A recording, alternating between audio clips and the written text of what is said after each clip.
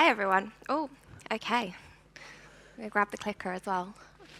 This feels like quite a lot of pressure, being the English The girl loyal. on stage in Sweden talking about IKEA, because I know you all seem very excited about this session. So hopefully I will do it justice. But as the little intro said, I'm the marketing leader for our newest benefit, Rewards from IKEA Family.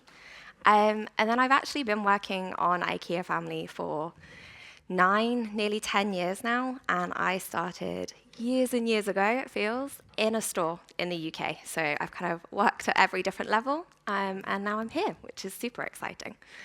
We're actually going to start with a little video some of you guys might know, and I will apologize to anyone that doesn't speak Swedish because it is in Swedish, but this is how we launched Rewards in the Swedish market. You want to, yeah.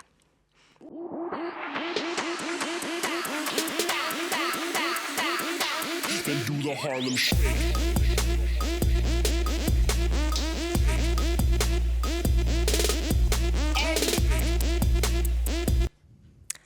So for anyone who doesn't speak Swedish, loosely translated, this talks about better late than never. And we know we are not the first to the game in terms of launching points, but we are now doing it. So I'm going to talk a little bit about kind of the history of IKEA Family, but then also talk you through kind of why we decided to add in points and rewards now. Have we switched over to the clicker or? Oh, cool. Okay, cool. Technical difficulties solved. So figured I'd start by looking back a little bit at the history of IKEA Family. So we actually had our first kind of attempt, I would say, at a customer club back in 1952, so long before probably quite a few of us were ever born, which was called Silverklubben. So this was launched by our founder, Ingvar, and he already kind of way back then knew the importance of getting to know our customers and our regular members. Then, as the little brief introduction said, in 1984, we actually launched IKEA Family in, I'm going to try and pronounce this, Linköping store. Really sorry if my Swedish was terrible on that, but yeah, that's kind of where IKEA Family, as we see it today, started. And then today, we work with IKEA Family in 31 markets or countries, however you want to word it.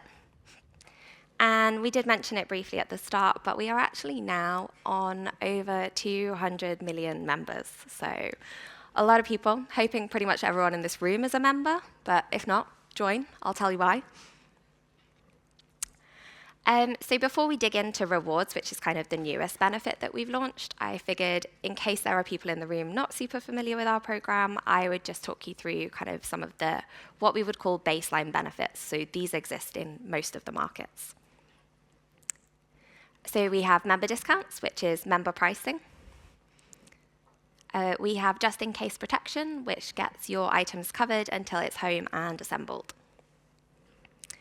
Then we also do events and workshops and help our customers bring their ideas to life. There is a free hot drink, usually every weekday, available in our restaurants. We have give back projects, which is where we try and do good with IKEA Family. So this looks a bit different depending what country you're in, but this is kind of the charity part of our loyalty program. And we also have thank you surprises, which is where we get to surprise and delight our members. And again, this takes different formats depending on kind of what country we're in. So with all of those great benefits, why change? Why look at kind of rewards, points? Why go down that route? Pause for dramatic effect. So we are transforming IKEA Family. We wanted to go from being a transactional discount program to, again, more dramatic effect, or it's just broken, to a genuine, rewarding relationship that feels personal.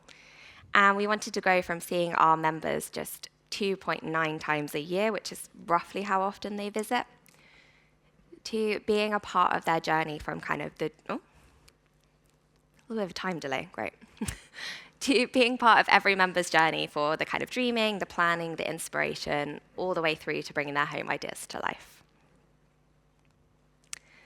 One of the things that we did is we did a lot of research with our customers when we were looking at adding this benefit.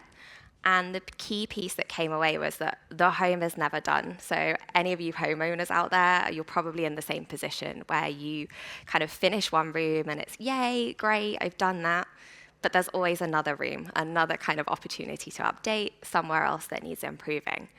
And this is really big kind of emotional and financial drain for people. And we know that a lot of people don't have the confidence to kind of go through with that journey. They don't really know where to start or what to do.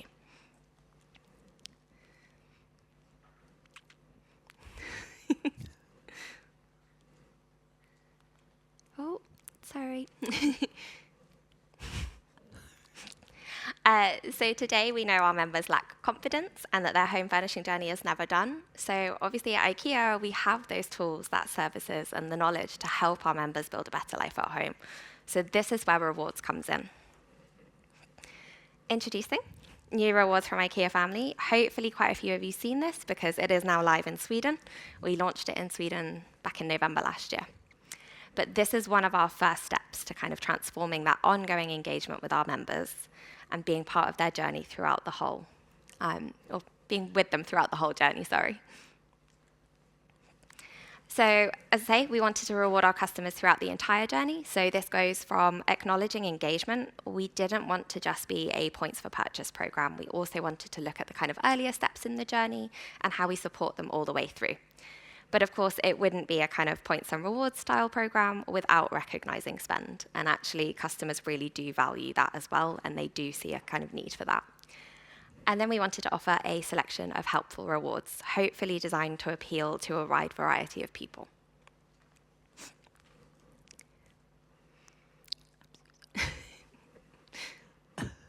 Technology is not my friend. Okay, so I figured it would just be good to talk through kind of some of the ways that we offer our customers to collect points. What I will say is that this does vary a little bit by market because it depends kind of what they have available in each market, and we also work through a business planning process with each country, and it's kind of a little bit up to them as well. So we give points for logging in on the web or on the app, creating an IKEA family profile, creating and saving a wish list. So this goes back to where we were talking about that kind of inspiration, that planning stage. Actually, this is where you see those actions happen. Creating and saving a plan using our planning tools. Registering and attending an IKEA event. Booking and attending a planning appointment. And then, of course, we do also give points for purchase, and generally it is around 1 point for every €5 spent.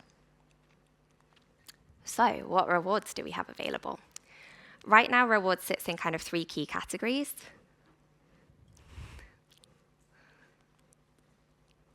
More dramatic suspense. So we have our delivery category, and that generally looks like kind of free click and collect, €5 off, €10 off, €15 off. Then we also have our food rewards when they come up, which is 5, 10, €15 off food, usually in restaurants, but sometimes also in the Swedish food market as well. And then we offer a product voucher reward as well. I would say this is one that varies a little bit more in the different markets because some markets allow us to have 0 receipts and some don't. So actually you need to have that kind of local knowledge. Some markets you have to have a minimum spend. So it does look a little bit different. So the kind of journey we've been on to make this happen actually started all the way ago in 2019. So rewards concept, we first used kind of 4 countries for our customer research and also to help us with the concept and the ideation. So UK, Spain, Germany, and Canada got the privilege of being part of that early journey. We did a test. So we didn't kind of go big bang and launch it everywhere on day one. Actually, we did a kind of closed test in 2020 in both Spain and Sweden. So we did that in kind of 2 stores in each country, and that was just to give us an idea of kind of how did customers receive it, did it work for the business, was it a good idea to start rolling it out? And the great news is, yeah, we thought it was a really good idea. It worked well for us. So actually in 2022, we launched our first full country. This was what we would call a pilot market, and that was Portugal. From there, we also launched Italy in 2022. Then on to Australia in June 2023. And then we took a little break to do some kind of back-end development work and improve the solution before launching UK and Ireland in August 2024. Germany in September 2024, which is a huge market for us. They have 50 stores, so that was a really big deal. And then Spain and Sweden launched in October 2022. And that's kind of where we're at today, with a lot more markets coming this year. So then just to talk you through kind of our ways of working a little bit and how we deal with this as a global team. We have a global project rollout team. A couple of them are here in the audience. Wave to everyone. So yeah, we actually kind of, from a global point of view, we have different stream leads. So we have people that look after change management, people that look after operations, people that look after legal, and we're there to support the countries with launching this. Then we usually have what we call a country implementation team. So this is at each market level, and that consists of usually people from the customer engagement and loyalty team. They're already used to working with loyalty. And then we have a country implementation leader who is there to involve all of the necessary stakeholders in the country and just basically shout about rewards and the fact that it's coming. We also, obviously, with kind of a lot of stores, a lot of different areas to consider, we have unit ambassadors in each store. So they are there to support the co-worker training and, again, raise awareness for what is coming, because this is a really big change for us. And, of course, we can't just do it at a global level. We also need to make sure that the customers on the shop floor know about it. And the way they know about it is through our co-workers. And then we've improved, I would say, our ways of working a lot since the trial and the pilot. And we have very detailed documented work packages, which is our way of working. So this is how we document all of the different elements that the countries need to implement and think about. And then we have now a very clear and well-structured timeline, I would say, for those activities. So we have learned a lot along the way, and hopefully the guys will agree with me that it's a little bit smoother now, and we know what we're doing now. And then we split it in kind of two key phases. So we have a planning phase, and this is where we would identify if there's any local market legislation that we need to consider. So things like that helped us with US and Canada, which are coming up, where, of course, it's I always get this the wrong way around, tax-exclusive market. So we have to think about it a little different from a finance reporting point of view. And then we go into the execution phase, which is where I generally sit, and the fun part starts to happen, because I get to talk to all of the markets about how are we going to do the marketing for this and how are we going to launch it in their country. So the communication that we do around rewards, and this is the bit that I look after. We have an external marketing campaign. So these are a couple of examples from that in terms of what that starts to look like. This is a lovely photo shoot I got to do 2 years ago now, but it's still going strong. Then, of course, we have a full CRM campaign as well, both from a launching but also embedding within our other existing CRM campaigns. These are just some examples of that. Of course, we also have it fully integrated in omnichannel, so it is on IKEA.com and the app as well. So just so you can see how that starts to come to life. This is actually the kind of member logged in area. So if you're not a member already, this is what you would see when you go in. And this is where we would show you your points total, the different rewards available, where you would select and choose your reward. Of course, stores are still a really big deal for us, so we have a lot of in-store communication. I would say this is where the countries like to get creative and work with their different spaces. This is actually from a Milan store. Yeah, so you can see they kind of went a little bit off-piste and created their own things locally, but I think that's super great, really nice impact. And that was actually from Portugal, hence the kind of language. Sorry if you can't understand that.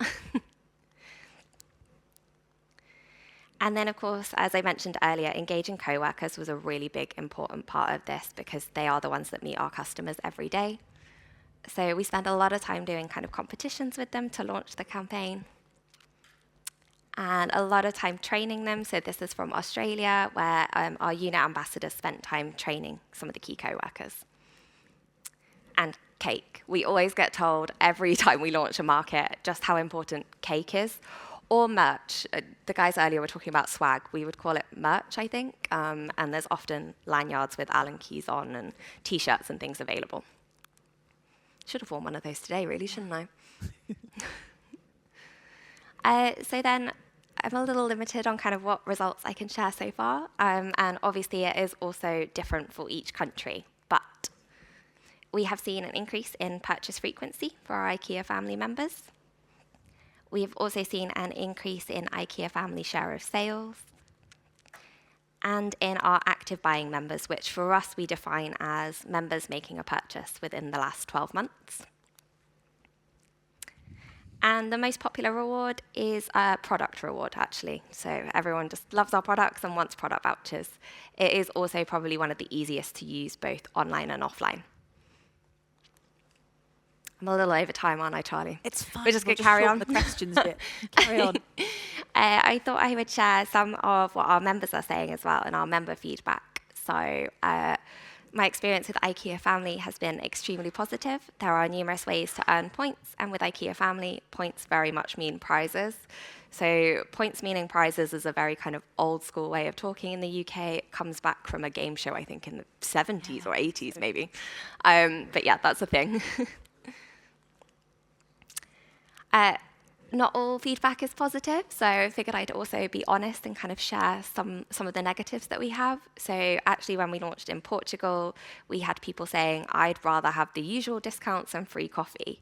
One of our key learnings was that actually the communication of existing benefits dropped when we launched rewards because everyone kind of focused on rewards.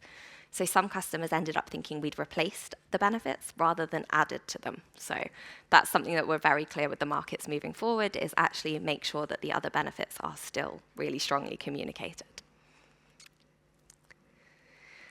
Another UK positive one, first time I've looked at the rewards offers and I'm excited by what's on offer. I'll be letting all my friends and family know about them. So obviously our customers are also loving it. So good so far, really easy to navigate. And I think that's really good, important feedback for us because the IKEA shopping journey is not always the most seamless. And I know a lot of people kind of have challenges with it. So actually when we're getting feedback of this is easy to navigate and easy to use, that's really good for us. So what's next? Plan is to have 31 markets live by end of 2026, which seems ambitious, but I think we're in a much better place now to make it happen, so hopefully. We're also looking at obviously kind of expanding on how our customers and our members collect points and also the rewards available to them. For me, personally, it's a lot more marketing integration across all touch points. So how do we expand those CRM journeys? How do we work with the app notifications, things like that? That's all stuff that I'll be working on in the next few years. And then, of course, as with most of you, I'm sure, we are constantly trying to improve IKEA Family for our members. So just any ideas that we have, it's always about them and about improving for them. I think that was it. Yeah. Well done. You did it. Thank you. Come have a seat. Come sit down here. Oh, it's scary being up here. Well done. You were brilliant. And breathe.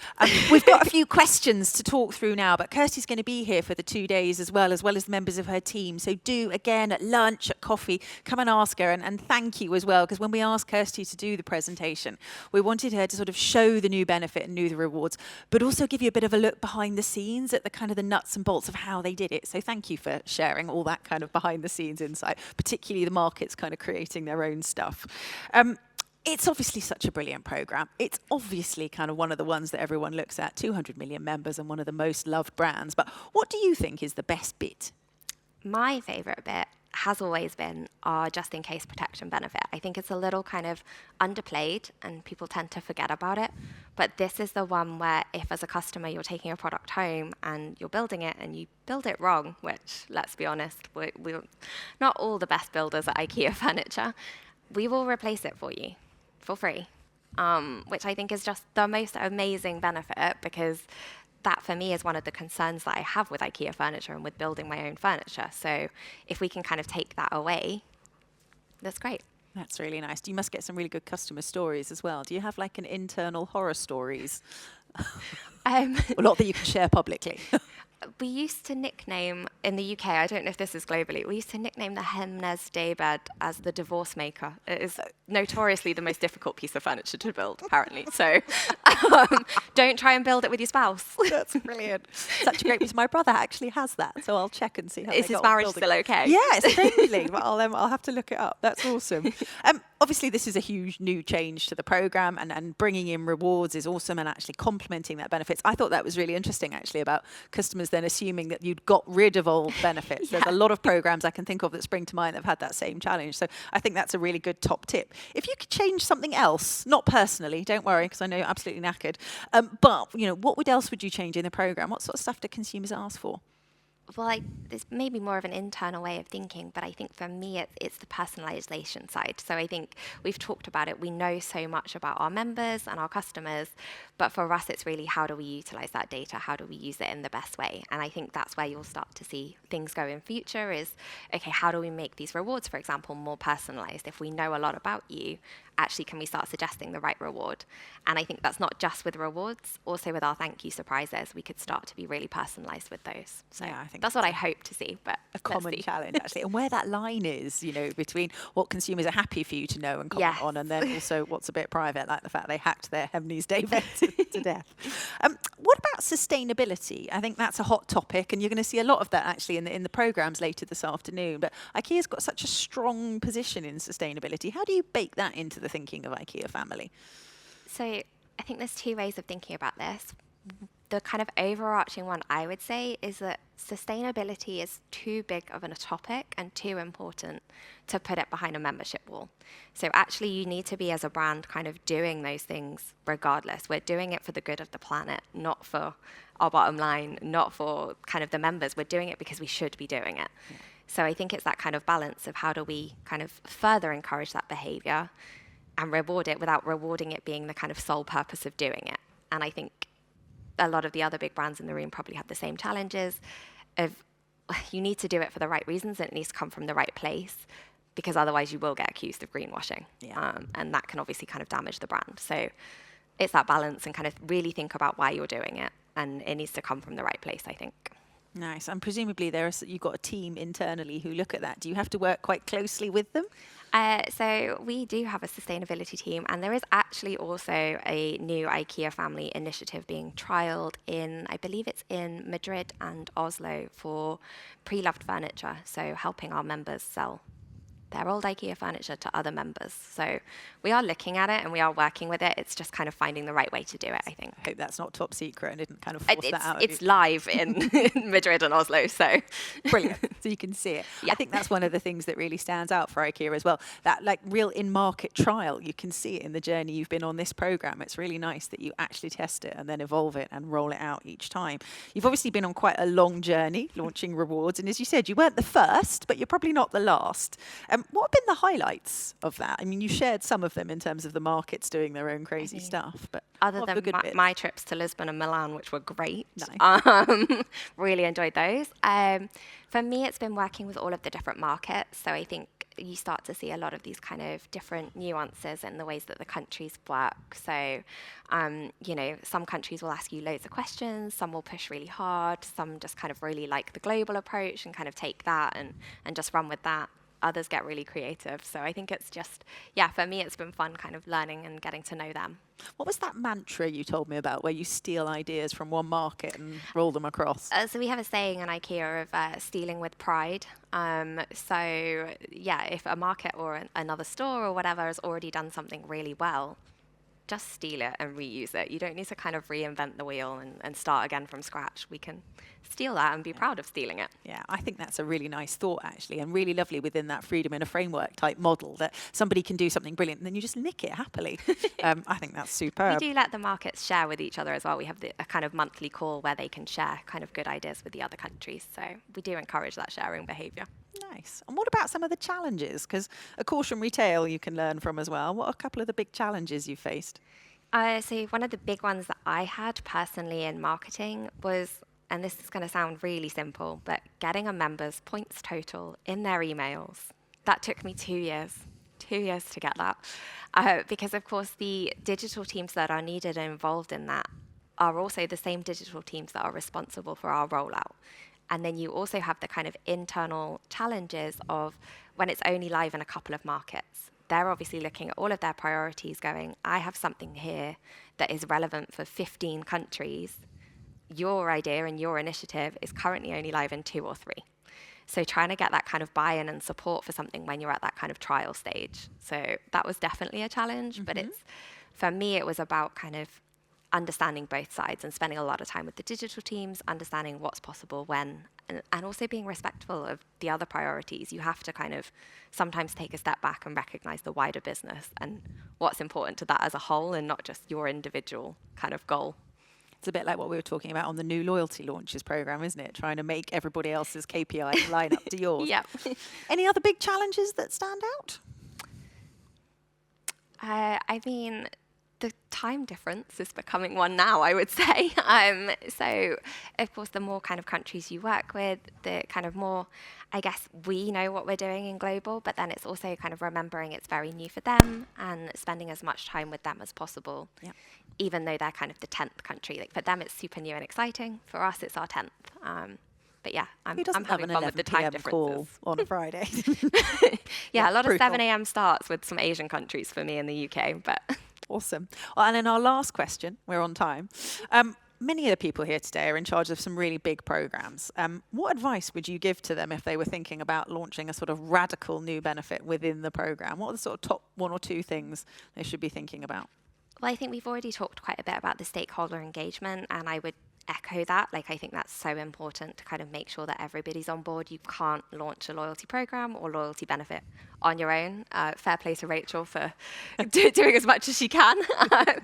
But yeah, that would be definitely one. But the other one that I think we've really seen is this coworker engagement piece, and kind of take time to remember that it's that coworker that works kind of 4 hours on a Saturday. They're the ones that meet your customer. Yeah. They're the ones that are actually going to have the question of, well, what's this? How does this work?